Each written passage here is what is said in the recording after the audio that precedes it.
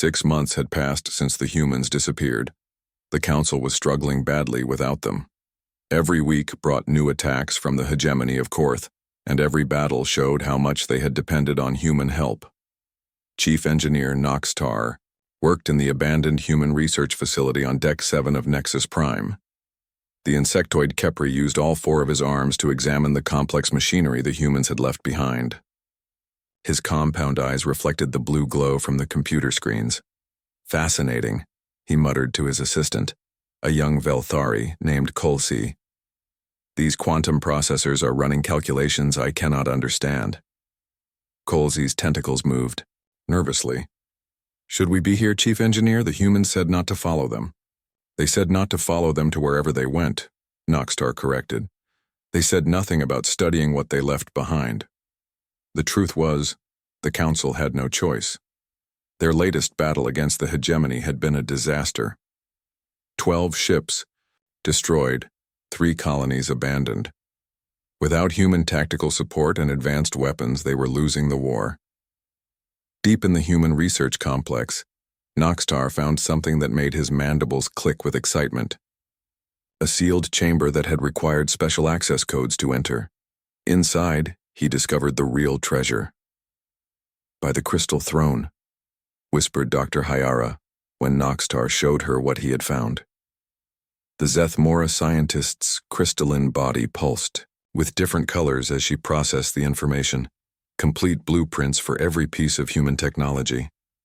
Not just the basic equipment they had shared during the partnership, but advanced designs that seemed almost magical.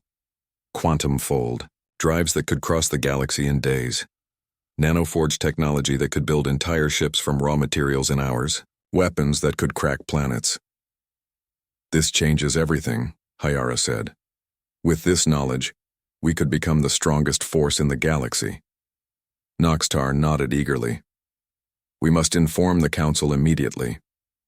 The emergency session that followed was unlike any in Council history. Representatives crowded around holographic displays showing the human technology blueprints. Even the normally calm Lyrians seemed amazed by what they saw. "These designs are incredible," admitted Cythera, though her golden eyes showed worry. "But should we use them without human permission?" "Permission?" General Krextos laughed harshly. "Humans abandoned us to face our enemies alone. They have no right to permission anymore." Admiral Zekra studied the weapon designs with professional interest. "These plasma cannons are 10 times more powerful than anything in our current fleet. With these, we could destroy hegemony ships before they could respond." "The nanoforge technology is equally impressive," added Dr. Hyera. "We could build a new fleet in weeks instead of years." Prime Counselor Velkan looked around the chamber. Some faces showed excitement, others showed concern. The Gorvani delegates were clearly eager to begin building weapons. The Lyrians and some Velthari looked uncomfortable with the idea. "Doctor?" "Hyara," Velkan said carefully. "In your expert opinion, why did humans leave this technology behind?" The crystal scientist's body flickered as she considered the question. "There are detailed notes with the blueprints. They suggest this technology was meant as a gift to help us protect ourselves." "A gift?" Cythera's voice rose with surprise. "Then why did they not give it to us before?" "Perhaps they wanted us to prove ourselves worthy," suggested Mordun. "Or perhaps they knew we were not ready for such power during their presence." Thokmar slammed his fist on his desk. "Or perhaps they always planned to abandon us and left these designs to ease their guilt." The debate continued for hours. The military delegates argued that the technology was necessary for survival. The more peaceful species worried about using human innovations without permission. Finally, Velkan called for a vote. "All in favor of beginning production using human technology designs?" 8 species voted yes. The Gorvani, Kepri, and Zethmora voted unanimously. 3 Velthari factions joined them, along with 2 smaller species. 4 species voted no. The Lyrians, 1 Velthari faction, and 2 others believed they should wait for human contact before using the technology. "The motion passes," Velkan announced. "We will begin immediate production of human-designed ships and weapons." Cythera stood gracefully. The Lyrian delegation formally protests this decision. We believe this path will lead to disaster. Your protest is noted, Velkan replied. But we cannot remain defenseless while philosophical debates continue. Within days, the Council's greatest shipyards began working on new designs. The nanoforge technology proved as amazing as promised. Massive ships took shape in hours instead of months. Weapons more powerful than anything they had ever seen rolled off production lines. General Krextos oversaw the military buildup personally. These human designs are brilliant, he told Admiral Zekra as they watched new warships emerge from the construction bays. We will be unstoppable. The crews will need training, Zekra pointed out. Human tactics were very different from ours. We will adapt their tactics to our strengths, Krextos declared. Soon we will be stronger than we ever were with human help. The first test came when another hegemony fleet attacked a border colony. This time, the Council response was devastating. Their new ships with human technology destroyed the enemy force completely. Not a single hegemony vessel escaped. Victory, shouted Thokmar in the Council chamber. The human technology works perfectly. More victories followed. The hegemony began avoiding direct confrontation with Council forces.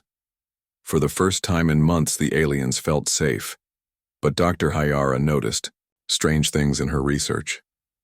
Sometimes the human equipment would operate differently than expected. Computer systems would show brief energy readings that matched no known technology. She found encrypted files that her most advanced programs could not decode. Chief Engineer, Noxtar, she said during one of their research sessions, have you noticed any unusual behavior from the human systems? Noxtar's mandibles clicked thoughtfully. Sometimes the quantum processors perform calculations beyond their programmed functions, but the results are always beneficial to our work. Beneficial how? They seem to optimize themselves. The nanoforges produce better materials than the blueprints suggest. The weapons fire more accurately than we programmed them. Hayara's crystalline form pulsed with concern. That should not be possible unless what? Unless the technology is more advanced than we understand. Unless it contains systems we have not discovered. Before she could investigate further, news arrived that changed everything. Scouts at the Galactic Rim reported strange signals. Energy. Signatures that seemed familiar but could not be identified. Several outer colonies claimed to have seen ships with designs similar to human vessels, but no contact was made. In the Council chamber, confidence continued to grow. Perhaps these are human ships returning, suggested one delegate. They will see how well we have used their gifts. Or perhaps they are testing us, said another, seeing if we can handle their technology responsibly. General Krextos had different ideas. If humans are watching us, they should see that we no longer need their protection. We have become the dominant force in this region of space. The success had made the Council bold. They began expanding their territory, claiming systems that had been neutral during the human partnership. They justified this by saying they needed to protect these worlds from the hegemony. We are bringing order to chaos, Velkan declared during one council session. The galaxy needs strong leadership. Some delegates became even more ambitious. Morden suggested sending expeditions to find the humans and demand they return to accept Council authority. They gave us this technology, he argued. That makes them part of our alliance whether they want to be or not. Admiral Zekra began planning such an expedition. Using captured navigation data from human ships, they could trace the path the humans had taken when they left. A fleet of 200 ships, equipped with the most advanced human technology, could track them down. We will show them that their students have become the masters, Krextos boasted. Only a few voices warned against this course. Cythera continued to speak for caution. We do not know why humans left, she reminded the Council. Perhaps they had good reasons. Perhaps they knew something we do not. But confidence had replaced wisdom in the Council chambers. The successful battles against the hegemony had convinced most delegates that they were now superior to their former human partners. Let them come back and beg to rejoin us, Thokmar declared. We will consider their request based on what they can offer us now. The expedition was approved by a vote of 9-2. Admiral Zekra would lead 200 ships into the Galactic Rim to find humanity and deliver the Council's message. As the fleet prepared to depart, Dr. Hyera made one last attempt to study the strange energy readings from the human technology. What she found in the encrypted files made her crystalline body pulse with alarm, but it was too late to stop what was coming. The expedition fleet had already entered Quantum Fold and disappeared into the darkness between stars, carrying with them the Council's ultimatum for humanity. They would never return. Admiral Zekra's expedition fleet had been gone for 2 weeks when the first strange reports began arriving. Colony worlds near the Galactic Rim reported brief sensor contacts with unknown ships. The vessels appeared for seconds on long-range scanners, then vanished as if they had never existed. Sensor ghosts, dismissed General Krextos when presented with the reports. Equipment malfunctions. Our new technology is still being calibrated. Dr. Hyera was not convinced. She had spent weeks studying the human equipment more carefully. The encrypted files she had found contained references to monitoring systems and remote access protocols. But every time she tried to decode them fully, the files seemed to corrupt themselves. Chief Engineer Noxtar, she said during their daily research meeting. Have you noticed any changes in the human technology recently? The Kepri scientist clicked his mandibles thoughtfully. The quantum processors have been more active. They process data that appears to be incoming transmissions, but I cannot identify the source. Incoming from where? That is the mystery. The signals do not match any known communication frequencies, but they arrive regularly, every few days. Hyera's crystalline body pulsed with different colors as she processed this information. Show me these transmissions. In the laboratory, Noxtar pulled up displays showing the mysterious data streams. The information was heavily encrypted and seemed to flow through the human systems without activating any alarms. It appears the equipment is designed to receive and process these signals automatically, Noxtar explained. But I cannot determine their purpose. Before Hyera could respond, urgent alerts began sounding throughout Nexus Prime. She rushed to the communications center where Prime Counselor Velkan was receiving reports from the outer colonies. Admiral Zekra's fleet has not reported in for 3 days, announced Commander Poldar, a Velthari officer. They missed their scheduled communication window. Equipment failure, suggested Velkan, though his tentacles showed signs of stress. Possible, but unlikely. The fleet was equipped with redundant communication systems using human technology. Multiple failures would be required for complete communication loss. In the council chamber, emergency sessions became daily events. The missing expedition fleet dominated every discussion. Some delegates remained confident that Zekra had simply discovered something requiring extended investigation. Perhaps they found a human colony and are negotiating, suggested Mordun. Such discussions could take time. Others worried that the fleet had encountered hostile forces. The Galactic Rim contains unknown dangers, warned Cythera. We should not have sent ships into unexplored territory. General Krextos refused to consider failure. Admiral Zekra commands our most advanced fleet, 200 ships equipped with human technology. No force in the galaxy could threaten them. Days passed without word, then weeks. Search and rescue missions were discussed but rejected as too dangerous. The Galactic Rim was too far away, and they could not spare more ships while the hegemony remained a threat. Meanwhile, the Council continued expanding their territory using human technology. Their new weapons made them nearly unstoppable against conventional forces. System after system joined the alliance, either voluntarily or after brief military demonstrations. We have brought peace to 17 new worlds this month, reported Thokmar during a council session.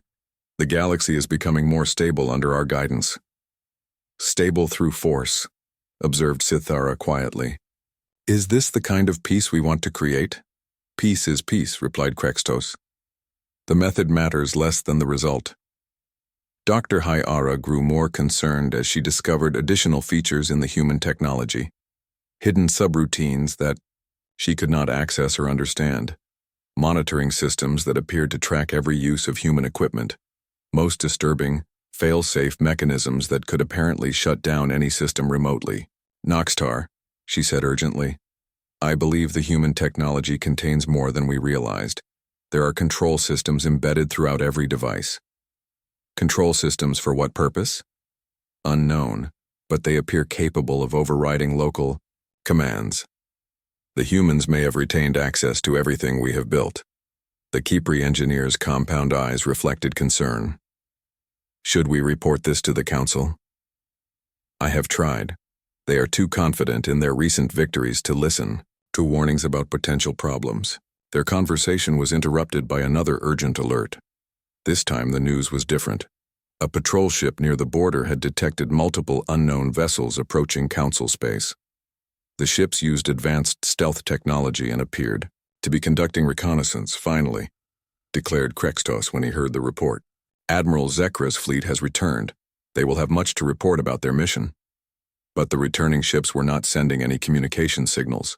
They appeared on sensors briefly, then vanished again.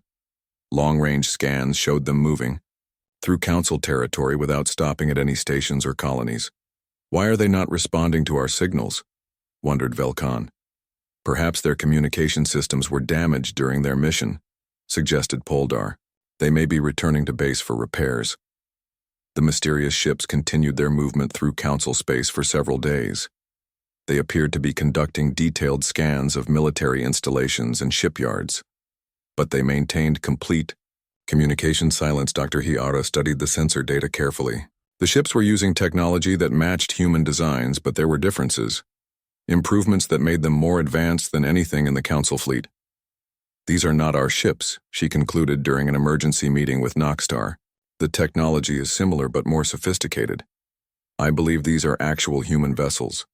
But why would humans return without announcing themselves? Perhaps they are investigating what we have done with their technology. That night, every screen in council space activated simultaneously. Every communication device, every holographic projector, every display panel showed the same image. A human face that some recognized from old diplomatic records. Admiral Kim Da-yoon had been humanity's chief military strategist during the final years of the partnership. Her dark eyes showed no emotion as she delivered her message. Beloved, the Galactic Council, she began in clear, precise words. You were given a choice when humanity departed. You chose to ignore our warning and take what was not yours. Silence filled every control room, every council chamber, every military command post as aliens listened to the first human voice they had heard in over a year. The technology you have been using contains safeguards you cannot comprehend. Every weapon you have built, every ship you have constructed, every system you have activated is known to us. We have watched your expansion, your aggression, your arrogance. Prime Counselor Velkan felt his tentacles trembling as he realized the implications of her words. This is your only notification, Admiral Kim continued. Cease all use of human technology immediately. Withdraw from territories you have occupied since our departure. Return to your original borders. You have 30 standard days to comply. The image flickered slightly, and Kim's expression seemed to soften just barely. We had hoped you would prove worthy of the trust we placed in you. Instead, you have demonstrated that you are not ready for the responsibilities that come with advanced technology. Compliance is not optional, she concluded. It is your only path to survival. The message ended, leaving council space in stunned silence. In the emergency session that followed, the council chamber erupted in arguments. Some delegates demanded immediate compliance with human demands. Others insisted that the council should not bow to threats from their former partners. They abandoned us, shouted Thokmar. They have no right to make demands now. They gave us their technology freely, added Morden. We used it to bring peace to the galaxy. Why should we surrender our achievements? Sithara's voice cut through the arguments. Because they are clearly more powerful than we realized. The missing expedition fleet, the stealth ships, the simultaneous activation of every display in council space. Humans have capabilities we never knew existed. Capabilities they hid from us during the partnership, accused Krextos. This proves they were never true allies. Velkan struggled to maintain order. We must consider our options carefully. Compliance would mean abandoning dozens of worlds that depend on our protection. And keeping our technology means risking war with humanity, Sithara countered. A war we cannot win if they can control our own weapons. Dr. Hayara had been silent during most of the debate, but finally she stood to speak. I have been studying human technology for months. The control systems I discovered are extensive. If humans choose to activate them, our entire fleet could become useless. Theories and speculation, dismissed Krextos. They are trying to frighten us into surrender. The debate continued through the night. When morning came, the council voted. 8 species chose defiance. Only 3 voted for compliance with human demands. We will not be intimidated by former allies who hid their true nature from us, Velkan announced. The council will continue to use all available technology to protect the innocent worlds under our care. Within hours of the vote, human tech weapons began experiencing their first malfunctions. Minor problems at first, targeting systems that Day 31 arrived with what seemed like normal morning operations across council space. Ships conducted routine patrols, colonies went about their daily business, and military stations prepared for another day of defending their expanded territory. Then everything began to fall apart. It started during a routine engagement with hegemony raiders near the Kolar system. General Krextos personally commanded the defense fleet, confident in their human-designed weapons and tactics. Target the lead raider ship, he ordered from the bridge of his flagship. Fire all plasma cannons. The weapons charged normally. Energy readings showed proper power levels, but when the cannons fired, nothing happened. No plasma bursts, no energy discharge, no damage to the enemy ships. What is wrong with our weapons? Krextos demanded. All systems show normal operation, replied his weapons officer, a confused Gorvani lieutenant. But no energy is being released. Across the battle zone, the same problem affected every council ship. Human-designed weapons that had worked perfectly for months suddenly became useless. The hegemony raiders, initially surprised by the lack of return fire, quickly pressed their advantage. Retreat! Krextos finally ordered as enemy weapons began damaging his defenseless ships. All vessels fall back to Nexus Prime immediately. But retreat proved difficult. The quantum fold drives that had given council ships their speed advantage also began failing. Ships found themselves trapped in normal space, forced to use slower conventional engines while enemy forces closed in. Similar disasters struck throughout council territory. At the Veklar shipyards, nanoforges that had been producing new vessels suddenly stopped working. Half-completed ships remained frozen in their construction bays. On Research Station Gamma 7, quantum computers shut down in the middle of critical calculations. Dr. Hayara watched the cascade of failures from her laboratory on Nexus Prime.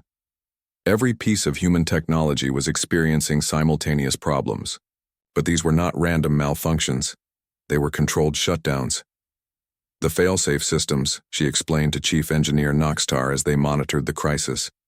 Humans are activating them remotely. Everything we built using their designs is under their control.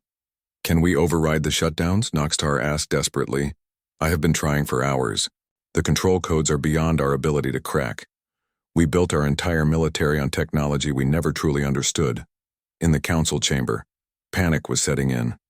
Reports flooded in from across their territory. Weapons failing during combat, ships stranded without faster-than-light travel, construction projects grinding to a halt. This is an act of war, shouted Thokmar. Humans are sabotaging our defenses while we face enemy attacks. This is exactly what they warned us would happen, Sithara replied calmly. They gave us 30 days to comply. We chose defiance. Prime Counselor Velkan's tentacles moved frantically as he tried to process the incoming reports. How extensive? Are these failures? Every system based on human technology is affected, reported Admiral Torvik, who had taken command after Zekra's disappearance. Our fleet effectiveness has decreased by 80%. And our enemies? The hegemony is already responding. They are launching attacks against our outer colonies, knowing we cannot defend them properly. As if the technological failures were not enough, new threats began appearing. Ships unlike anything in the known galaxy started emerging from Quantum Fold near Council installations. These vessels used technology so advanced that they barely registered on sensors except when they chose to be seen. Captain Ko Min-soo commanded one of these ghost ships as it approached a Council military depot near the border. His vessel, the Silent Wind, could phase in and out of normal space at will. Council sensors detected nothing until he chose to decloak directly above their main facility. "This is Captain Ko Min-soo of the Terran Fleet," he announced over all communication frequencies. "This facility is now under human protection. All Council personnel will evacuate immediately." The depot commander, a Kipri officer named Vex Tar, responded with confusion and anger. "This is Council territory. You have no authority here." "Your weapons are non-functional," Ko Min-soo replied patiently.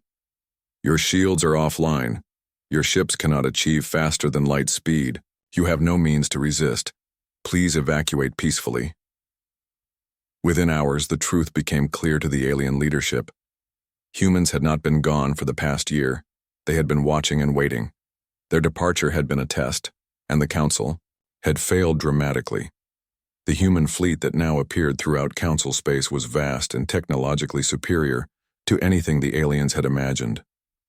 Ships that could become invisible, weapons that could disable entire fleets without destroying them, technology that made their human-built equipment look primitive by comparison.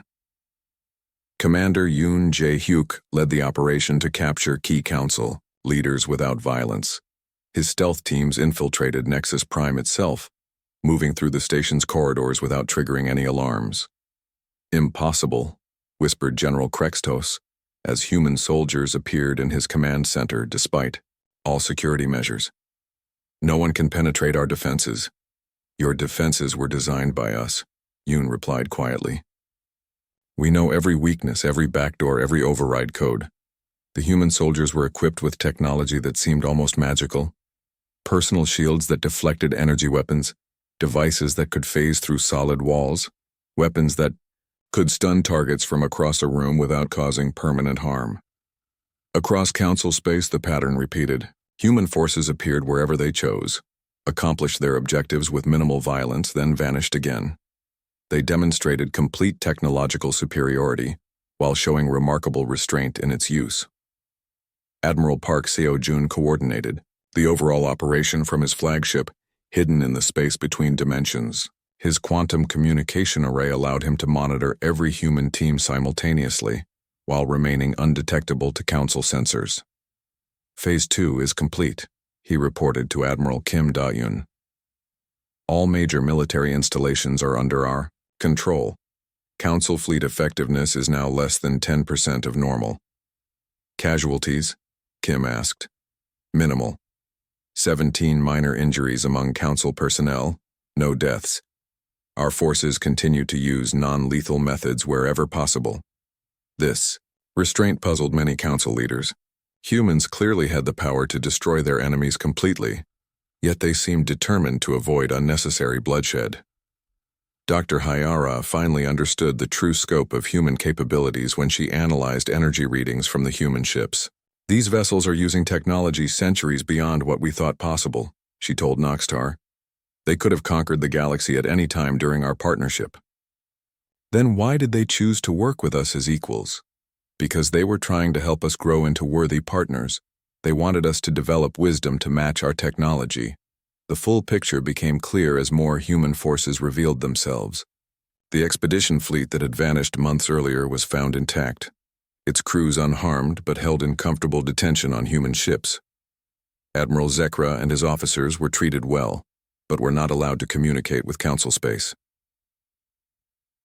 "Your fleet attempted to track us to our new territories," explained Captain Park Jin-ho when he met with the captured alien officers. "We could not permit that, but we also chose not to harm you." "What do you want from us?" Zekra asked, his compound eyes reflecting defeat. "We want you to learn," Park replied. "To understand that power without wisdom leads to destruction. To realize that true strength comes from protecting others, not dominating them. Throughout Council space, human forces continued their methodical takeover. But instead of the brutal conquest most aliens expected, they found themselves dealing with occupiers who seemed more interested in teaching lessons than claiming territory. Human administrators took control of occupied worlds, but immediately began working to improve conditions for the local populations. They used their advanced technology to solve problems that had plagued the colonies for years: food shortages, energy crises, environmental damage. They are making our worlds better while conquering them, reported one colonial governor in confusion. I do not understand their strategy. Neither did the council leadership. As the scope of their defeat became apparent, they faced a reality they had never imagined. Humanity had become so advanced that the aliens were no longer partners or even worthy opponents. They were children playing with weapons they could not understand. The 30 days of warning had not been a negotiation. They had been humanity's final attempt to see if their former allies had learned anything during their year of independence. The Council's response had proven they had learned nothing at all. Now the real education would begin, whether the aliens wanted it or not. The war, if it could be called that, lasted exactly 72 hours. By the end of the third day, every major Council military installation was under human control, not through destruction or massacre, but through technological superiority, so complete that resistance became meaningless. Prime Counselor Velkan sat in his office on Nexus Prime, staring out at the human ships that now surrounded the station. The vessels hung in space like sleeping giants, their dark hulls reflecting the light of distant stars. He had not seen them arrive. They had simply appeared when humanity decided to make their presence known.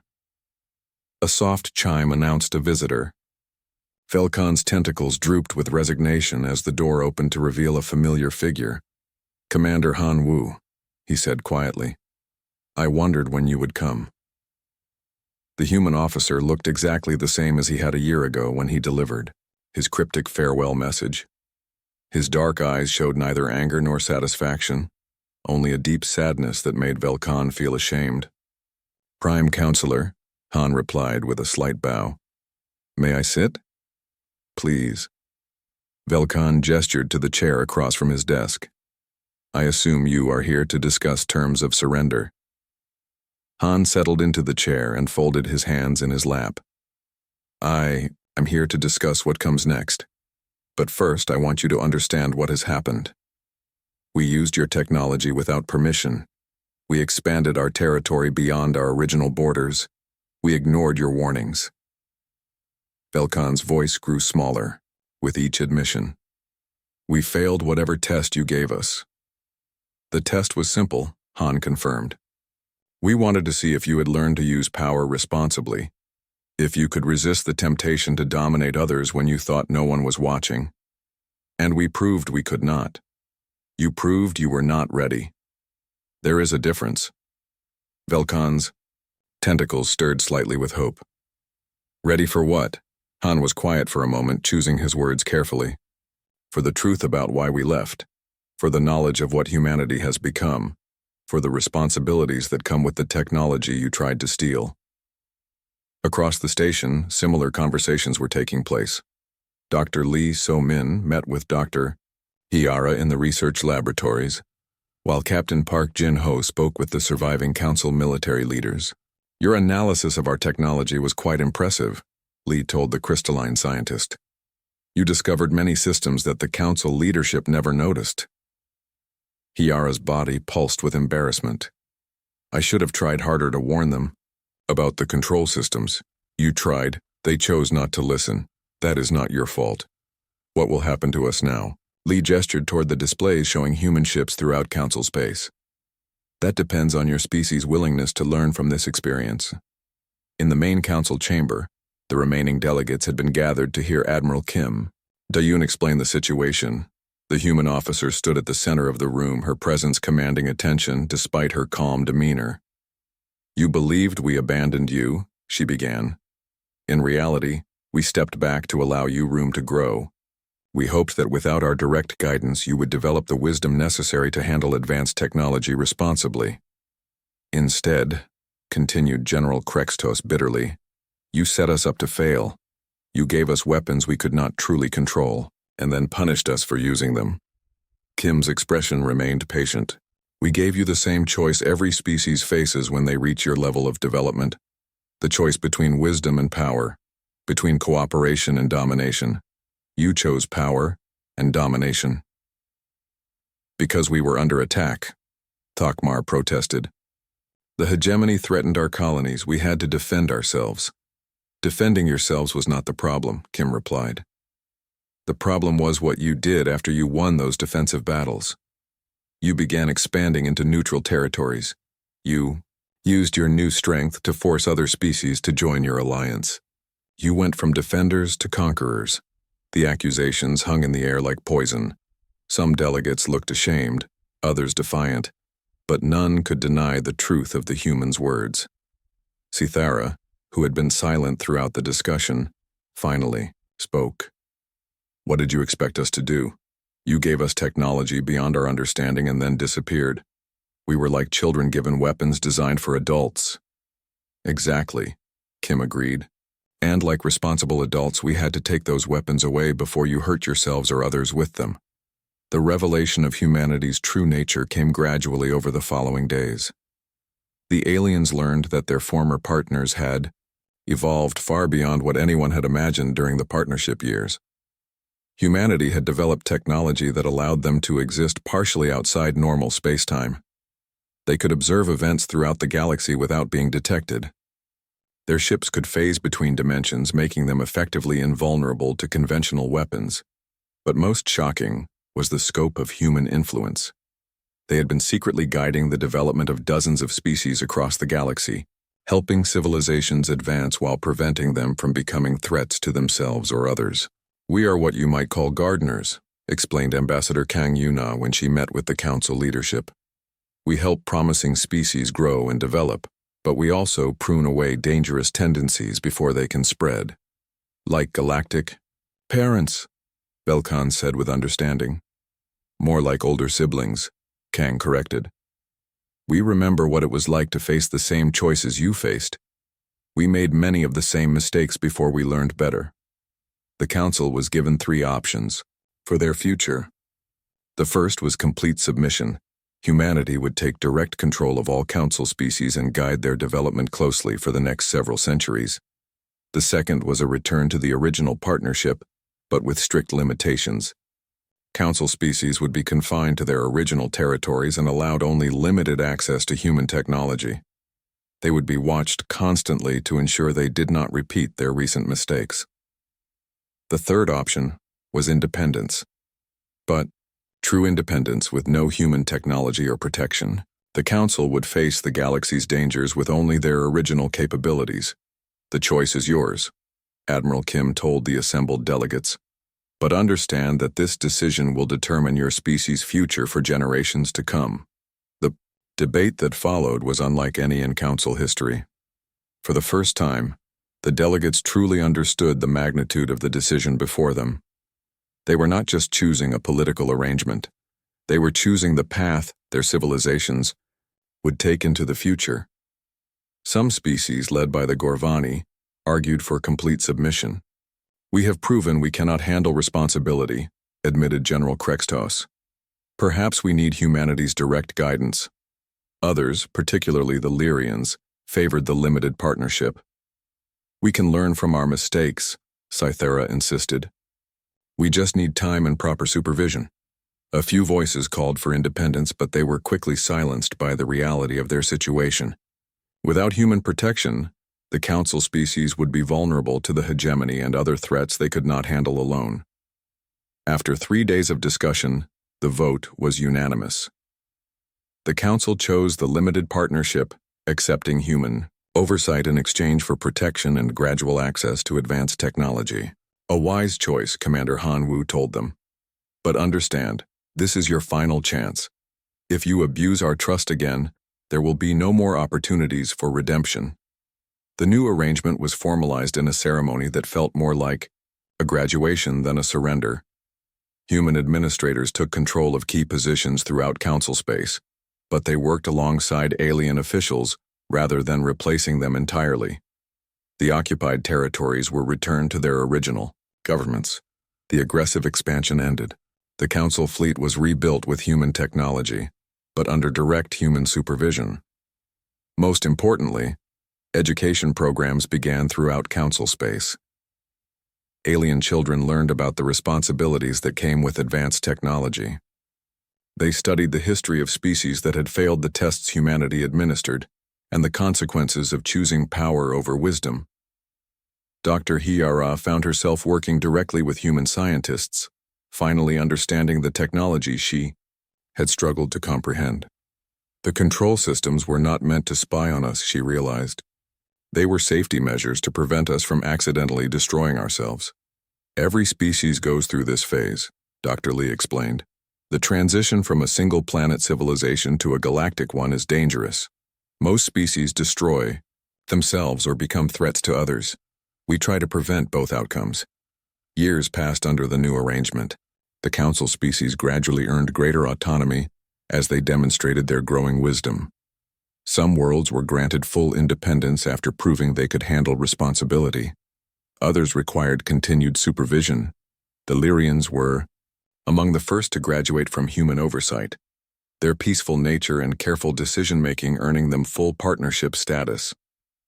The Gorvani took longer, their warrior culture requiring more time to develop proper restraint.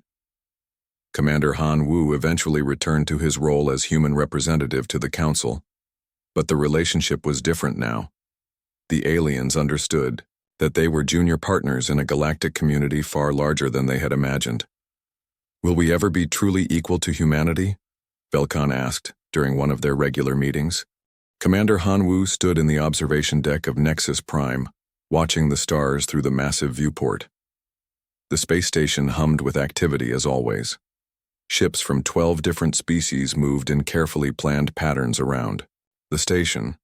For nearly 200 years, this had been humanity's second home. Han Wu touched the communication device on his wrist. All human ships, prepare for immediate departure. Authorization code Omega 77.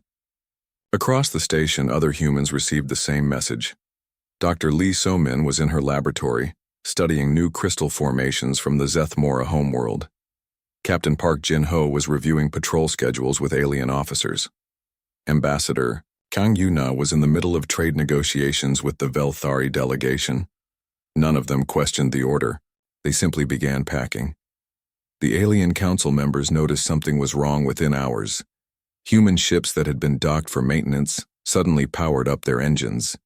Research stations that had operated for decades began shutting down their experiments. Human personnel started leaving their posts without explanation. Prime Counselor Velkan, a tall blue-skinned Velthari with flowing tentacles instead of hair, rushed to the human quarters. His webbed feet made wet sounds on the metal floor as he hurried through the corridors. Commander Han Wu, Velkan called out as he entered the human command center. What is happening? Our sensors show human ships leaving their positions. Han Wu turned to face the alien leader. His dark eyes showed no emotion. The partnership is concluded, Prime Counselor. We are departing. Departing? Velkan's voice rose higher, a sign of distress among his people. But why? We have worked together for so long. Our alliance has brought peace to the galaxy. Yes, it has, Han Wu agreed. He picked up a small bag from his desk. That work is finished now. Velkan's tentacles moved quickly, another sign of his confusion. Finished? Commander, please explain. If there is a problem, we can discuss it. The Council is always willing to listen to human concerns. Han Wu walked past, the Prime Counselor toward the door. There are no concerns to discuss. Our time here is over. Where are you going? Velkan followed him into the corridor. Other aliens had gathered, watching the humans leave. How can we contact you? Han Wu stopped at the transport pad that would take him to his ship. Do not follow us, he said clearly. Do not attempt to track our movements. This is for the good of all species. Those were the last words any alien heard from humanity. Within 72 hours, every human ship, station, and outpost in Council space was empty. They left behind their furniture, their research equipment, even their personal belongings. But they took no alien technology with them. Everything they had brought to the Alliance they took away. Dr. Hyara, a crystalline Zethmora scientist, stood in Lee So-min's abandoned laboratory. The equipment was still running, experiments half finished. They left everything exactly as it was, she said to her assistant. No damage, no theft. They simply walked away. In the council chambers, emergency meetings continued for days.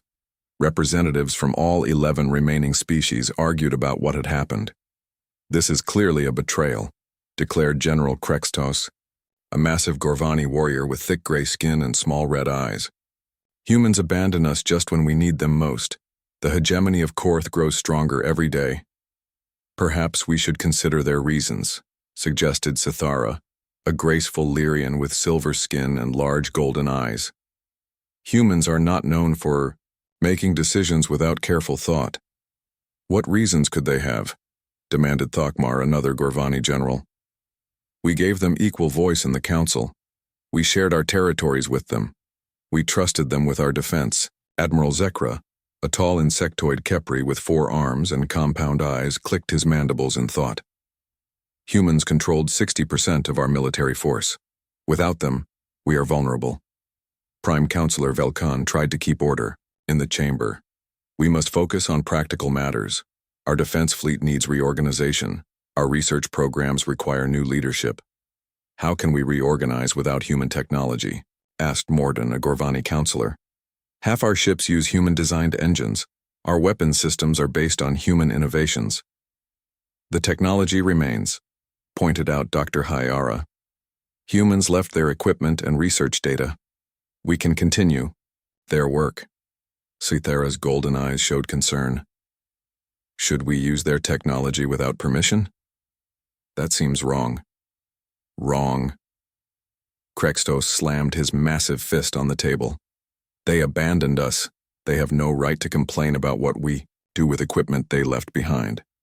The debates continued for weeks. Some species wanted to respect human wishes and avoid their abandoned technology. Others argued that survival required using every resource available. Meanwhile, the hegemony of Korth began testing council defenses. 3 border stations came under attack. Without human ships to respond, the council forces struggled to defend themselves.